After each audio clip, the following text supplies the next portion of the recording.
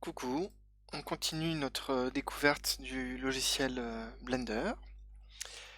Alors, dans les vidéos précédentes, on a téléchargé et installé le logiciel. On a regardé comment créer des primitives constituées de polygones. Donc, on peut créer un cylindre, un cube, une sphère.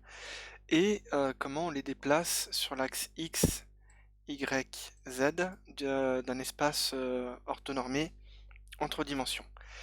On a vu aussi que cette petite fenêtre d'options rapides lors de la création d'une primitive disparaît lorsque l'on clique dans l'espace 3D et qu'avec la petite flèche ici, on retrouve les informations de location, donc de coordonnées dans l'espace 3D propres à chaque objet. Donc si on clique sur Add et que l'on, par exemple, que l'on crée d'autres éléments, on voit bien que les coordonnées que l'on trouve dans la fenêtre d'options sont accessibles ici dans les informations de transform de l'objet et que chaque objet a ses propres coordonnées par rapport au monde. Ok. On voit ici qu'il y a d'autres types de coordonnées, d'options de transform. En fait, on appelle coordonnées, on va dire, la position de l'objet, mais en fait, un objet possède plusieurs types d'informations par rapport à son transform.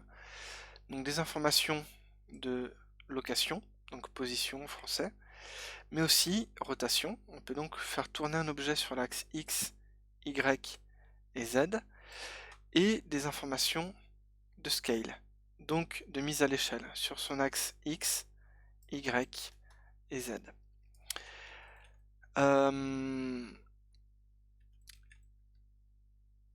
Il se trouve, est-ce que je parle de ça maintenant ou pas? Je voulais parler d'autre chose avant.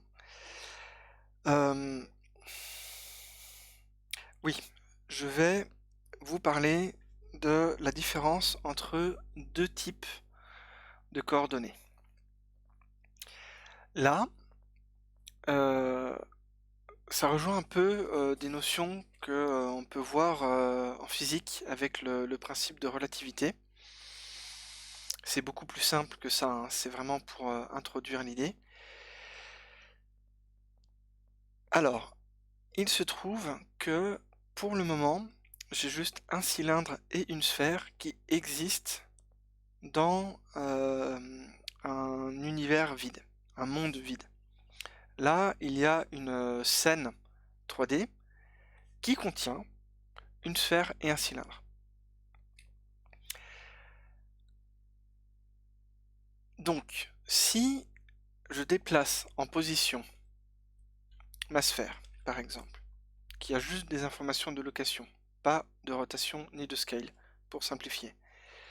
Si je déplace ma sphère, on voit bien, si je me mets en vue de dessus en cliquant sur le gizmo sur l'axe Z, que je déplace ma sphère sur l'axe X, sur l'axe Y et sur l'axe Z. Là, on ne le voit pas se déplacer parce que c'est dans l'axe de la caméra.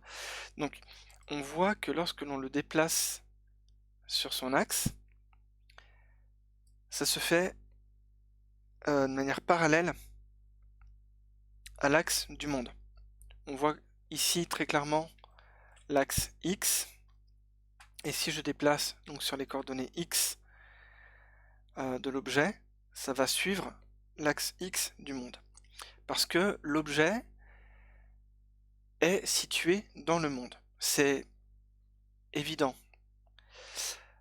C'est tellement évident qu'il n'y a presque pas besoin de le dire. Presque. Parce que lorsque l'on va commencer à mettre en scène des éléments 3D dans un environnement, par exemple, on pourrait tout à fait se dire que l'on voudrait créer une personne qui est dans une voiture, par exemple. Donc notre scène 3D sera, on va dire, plus définie visuellement que des simples primitives. On aura un personnage qui sera modélisé, détaillé avec des vêtements, qui sera animé, qui sera en train de conduire. La voiture, ce sera pas juste un cube, ce sera une vraie voiture avec des fauteuils, un volant, les éléments modélisés, etc., avec un décor. Euh, a priori, on va concevoir notre scène 3D de manière logique pour que ce soit le plus proche possible de la réalité. Le but, même si c'est un monde virtuel et que l'on peut jouer sur visuellement la réalité et avoir des astuces pour optimiser la scène 3D, a priori, on va vouloir faire en sorte que il y ait une cohérence. Donc a priori, c'est bien la voiture qui va se déplacer sur une route dans un décor qui, lui, est contenu dans le monde 3D. Donc il y a la scène 3D qui est vide, qui contient un paysage avec une route et une voiture qui se déplace sur la route. Mais le personnage, lui, qui est dans la voiture, si on veut le déplacer, par exemple, on s'aperçoit qu'on a fait une erreur, il est légèrement trop sur le côté du siège. Et on veut le décaler sur son axe X, par exemple, à lui. Parce qu'en fait, par rapport à la voiture, son axe X, on veut le décaler sur sa gauche. En fait, on va parenter le personnage à la voiture, on va associer le personnage à la voiture, comme si c'était dans le réel. En fait, une personne qui est dans une voiture, elle est dans la voiture, donc si elle se déplace, par exemple, si une personne dans la voiture va se déplacer un peu sur la gauche ou la droite sur son siège, elle va se déplacer par rapport à la voiture qui elle-même se déplace par rapport au monde. Et en fait, à ce moment-là, les positions X et Y de l'objet vont être relatives par rapport à la voiture, les positions du personnage. Et avec un exemple assez simple comme ça peut devenir beaucoup plus complexe. On peut tout à fait parenter le personnage qui est parenté à une voiture, qui serait parenté à un bateau, qui serait parenté à une planète, qui serait parenté à un système solaire. Ça peut être en cascade, ça peut être beaucoup plus complexe, mais pour le moment on va vraiment faire simple. Euh, on s'aperçoit qu'il y a deux types de coordonnées en 3D. Il y a les coordonnées par rapport au monde, donc euh, et les coordonnées locales. Donc, dans l'exemple de mon personnage,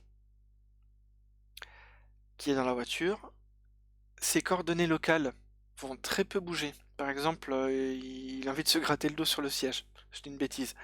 Il va se déplacer sur la gauche et la droite, donc il va se déplacer on va dire, de 10 cm sur sa gauche par rapport à la voiture et 10 cm sur sa droite par rapport à la voiture, donc imaginons sur son axe X. Donc ça, ce sont ses coordonnées locales, puisqu'il est parenté à la voiture, et il va en même temps se déplacer très très vite par rapport au monde, par rapport au décor, par rapport à la route, puisqu'il a en même temps des coordonnées par rapport au monde. Il a à la fois les coordonnées locales dans la voiture et en même temps les coordonnées liées au monde. Parce qu'effectivement, en fait, il récupère les coordonnées de la voiture, puisqu'il se déplace avec la voiture. Donc en fait, par rapport au monde, lui, il se déplace très très vite sur l'axe Y. Il fait du 60 km/h par exemple. Donc un objet possède tout le temps, en même temps, deux types de coordonnées et on peut choisir de passer de l'une à l'autre en fonction de ce qui nous arrange. Et c'est très clairement ce que l'on va voir tout de suite. Je vais supprimer mes deux éléments, je vais créer un cube et une sphère. Je vais créer un cube qui va être au centre du monde, d'accord? Et une sphère. Ah oui, pardon. J'ai tellement l'habitude d'utiliser les raccourcis clavier. Vous pouvez soit passer par le menu ici pour créer un objet, soit vous pouvez faire Shift A ou Maj A. Donc je crée un cube que je laisse au centre du monde et je crée une sphère qui va être plus petite, elle va avoir un radius plus petit. Et elle va avoir une position, on va dire, de... voilà, on va la mettre là. Elle a une position de 1 mètre sur l'axe X. Donc, je réouvre ma petite fenêtre ici. Je peux donc déplacer ma sphère sur l'axe Z et sur l'axe X, mais je vais faire CTRL Z pour annuler. Pareil pour le cube, il peut se déplacer sur l'axe Z et l'axe Y. Alors, je fais une parenthèse par rapport au déplacement de la caméra dans l'espace. La molette, quand on clique sur la molette, ça permet de déplacer la caméra et de zoomer. Si vous maintenez Maj appuyé et que vous cliquez sur la molette, vous faites un pan. Et si vous cliquez sur CTRL et molette, vous zoomez. Et Alt et molette permet de switcher rapidement de point de vue de la caméra en vue orthogonale. Et si vous cliquez sur un objet et que vous appuyez sur la touche point du clavier numérique, vous zoomez directement dessus. Et comme ça, vous tournez autour. Si j'appuie sur point en cliquant, après avoir cliqué sur ma sphère, je zoome sur la sphère et je me déplace autour de ma sphère. Donc, on a mes deux objets.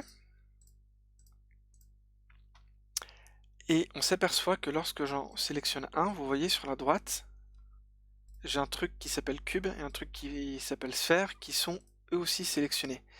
Que je peux aussi sélectionner ici et ça les sélectionne dans l'espace 3D. Ça, c'est... alors le nom c'est Outliner, il me semble. Voilà, c'est ça. On se trouve ici dans une fenêtre qui s'appelle Outliner, qui est une sorte de récapitulatif écrit des objets présents dans la scène. Et donc là, on voit très clairement que j'ai une espèce de petite boîte vide qui s'appelle collection. C'est le système de collection de Blender. Ce sont comme des boîtes vides dans lesquelles vous allez mettre des objets. Et on a besoin d'une collection, dans tous les cas, dans une scène vide pour pouvoir mettre des objets. Une scène 3D est obligée d'avoir une collection. S'il n'y a pas de collection, il n'y a pas de scène 3D. C'est pas possible. Et donc dans cette collection universelle, on retrouve notre cube et notre sphère. Je ne vais pas encore rentrer dans les détails, on voit que si on clique sur les flèches ici, on a accès à des options au sein de mon cube et de ma sphère, à de la data, on verra ça plus tard. Mais donc là, on voit très clairement que mon cube est présente dans la scène collection universelle, ainsi que ma sphère. Alors, je vais faire quelque chose de très intéressant. Si je clique sur ma sphère et que je maintiens Maj enfoncé et que je clique sur mon cube, j'ai sélectionné à la fois ma sphère et mon cube. C'est comme dans Windows. Quand vous faites une sélection multiple de fichiers, vous pouvez laisser appuyer sur Maj. J'imagine que vous savez. Comme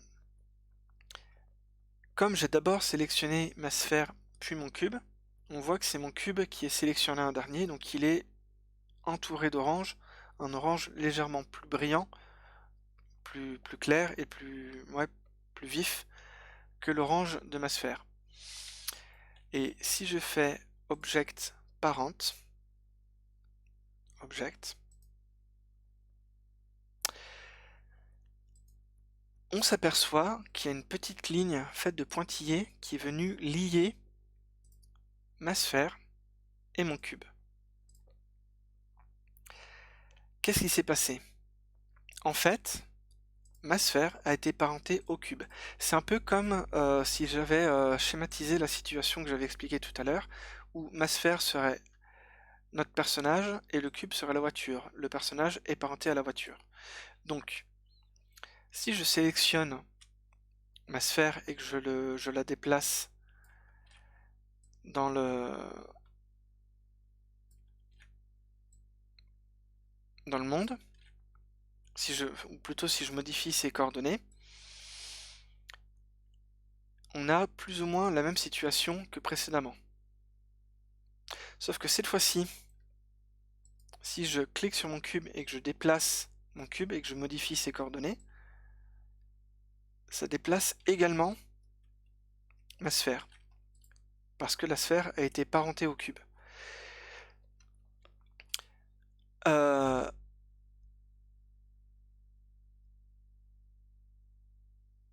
je vais augmenter la taille de mon cube et ma sphère, je vais la positionner ici. Voilà, visuellement ce sera plus logique. C'est comme si la sphère c'était le personnage qui serait assis sur la voiture. On dit que le cube c'est une voiture et la sphère le personnage.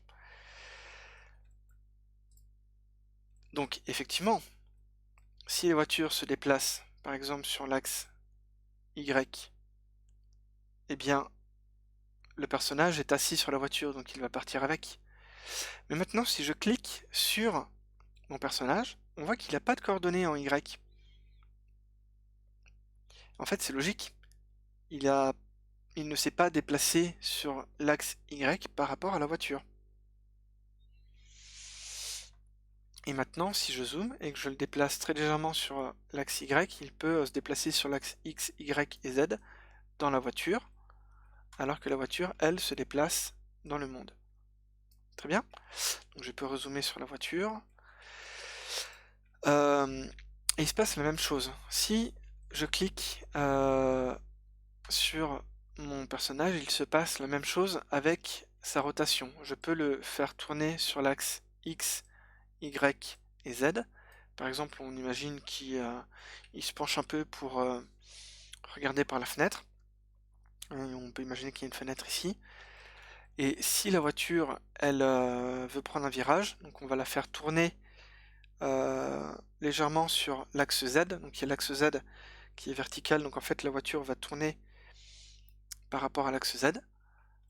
Donc ça, je vais le mettre légèrement plus à droite. Donc je clique sur mon cube, ma voiture, je fais une rotation sur l'axe Z. On voit bien que la voiture va prendre un virage, va tourner, et que le personnage qui est parenté, lui, le personnage ne tourne pas dans la voiture, il regarde toujours dans la même direction par rapport, il regarde le paysage, et la voiture, elle, tourne, mais la rotation de mon personnage, elle, ne change pas. Si je remets à 0, on voit que si je modifie la rotation de mon objet, la rotation de mon personnage, elle, n'est pas modifiée.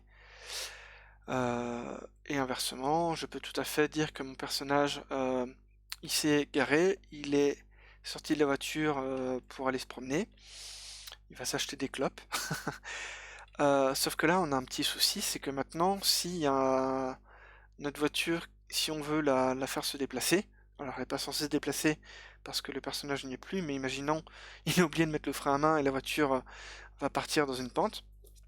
Maintenant, le problème, c'est que si la voiture se déplace, elle va embarquer notre personnage qui est toujours parenté à la voiture. Et pareil, si elle tombe dans un fossé, qu'elle a un accident et qu'elle tombe, le personnage qui est parenté va commencer à faire des trucs bizarres. Il va être éjecté dans l'air alors qu'il est plus censé être parenté à la voiture. Donc là, on va cliquer sur notre personnage, on va faire Object, Parent, et je crois qu'on peut faire Clear Parent. Et ça a dissocié le lien de parenté avec l'objet. Donc on voit qu'il a été téléporté ailleurs. En fait, ça a conservé ses coordonnées telles qu'il les avait dans la voiture et il les a appliquées au monde. Donc en fait, vu qu'il est déparenté, pouf, il redevient... il reprend ses coordonnées locales qui sont transformées dans le monde. Donc pouf, il est téléporté.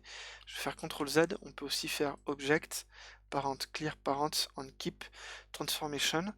En fait, là, il va être déparenté de la voiture et ses coordonnées sont modifiées parce qu'en fait, il passe dans les coordonnées du monde tout en conservant visuellement sa position. Donc en fait, ses coordonnées vont être complètement différentes puisqu'en fait, il sort du système de coordonnées locales pour être dans le monde et donc Blender va refaire un calcul mathématique pour lui donner une nouvelle position, mais pour que visuellement ça corresponde à l'ancienne position qu'il avait par rapport à la voiture.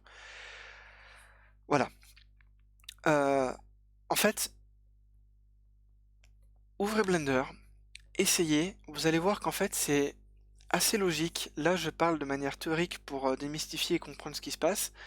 Allez-y, prenez votre sphère, cliquez sur votre cube, faites Object Parent, vous voyez qu'il y a le lien, et allez-y, amusez-vous, tournez votre objet, modifiez sa position, faites un object clear, donc parent, clear parent, et ça n'a pas marché parce que j'ai fait le clear parent sur le cube qui n'était déjà pas parenté.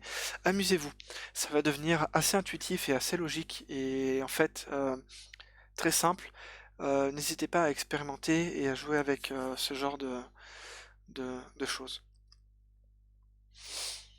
Euh, voilà. Ça marche aussi avec le scale. Si je scale mon cube, ça va aussi scaler ma sphère qui est parentée. Euh, voilà. Il y a encore beaucoup de choses à dire et à explorer par rapport à ce système de lien de parenté. Pour le moment, c'est déjà bien de comprendre ce système de coordonnées. Un objet, s'il n'est pas parenté, en fait, en quelque sorte, il est déjà parenté, mais au monde, à l'univers. Comme si, par exemple, dans le vrai monde, un humain se déplace dans la ville, dans la rue. En fait, il est déjà, en quelque sorte, parenté à la ville, mais la ville, elle bouge pas par rapport à la Terre. Donc en fait, ça revient comme s'il n'y avait pas de parenté. Ça revient au même. Euh, mais si mon personnage était en trottinette, il serait parenté à la trottinette, par exemple. Donc voilà, c'est le système de coordonnées locales et globales. Les coordonnées globales, c'est les coordonnées par rapport au monde, et les coordonnées locales, ce sont les coordonnées par rapport aux parents de l'objet.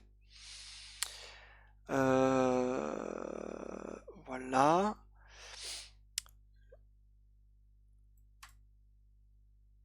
On va s'arrêter là pour cette vidéo. Je pense que ça fait déjà pas mal d'informations sur le système de coordonnées.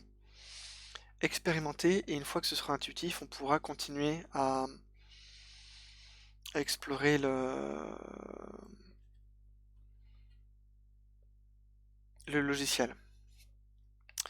Voilà, et bien, je vous remercie de m'avoir écouté, et dans la prochaine vidéo, on verra un peu plus les outils visuels pour sélectionner plusieurs objets, les déplacer, et les raccourcis clavier pour commencer à prendre quelques automatismes et pas juste se perdre que dans les menus du logiciel, mais de commencer à avoir un peu des réflexes pour euh, commencer à s'amuser à créer des environnements de manière plus intuitive.